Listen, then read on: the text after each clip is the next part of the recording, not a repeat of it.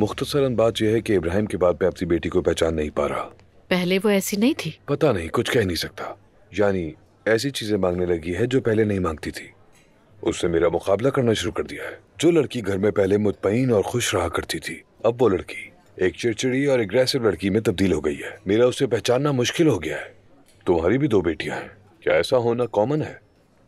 मेरे सामने नूर के साथ भी कुछ ऐसा ही हुआ था।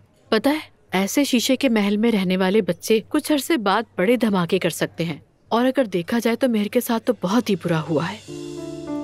वो समझती है कि कसूर मेरा है। हाँ, अंदर से वो आपसे नाराज तो हो सकती है। आखिर वो आप ही तो हैं जिसने उसकी शादी कराने की कोशिश की और फिर वो उससे मोहब्बत करने लगी। ख्वाब थे उसके। ज़ैनब, मुझे बहुत पछतावा है। मतलब मैंने अपनी ही बेटी को अपने हाथों बर्बाद कर दिया है। प्लीज खुद को इल्जाम ना दीजिए आप। गलतियाँ तो सबसे होती हैं और आपने जान के कुछ नहीं किया।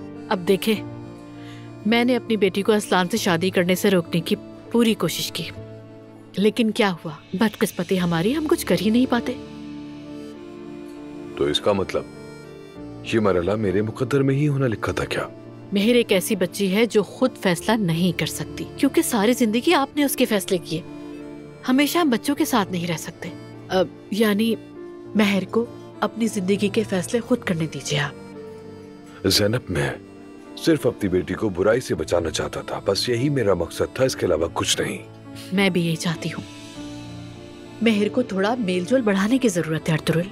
चलिए हम उसकी मदद करते हैं, कहीं चलते हैं सब मिलके एक साथ। मतलब उसे सोसाइटी में थोड़ा घुलना मिलना सीखना चाहिए, अच्छा होगा उसके लिए। और आप भी तो फिर यही चाहते हैं ना? ठीक है, ऐसा ही करेंगे।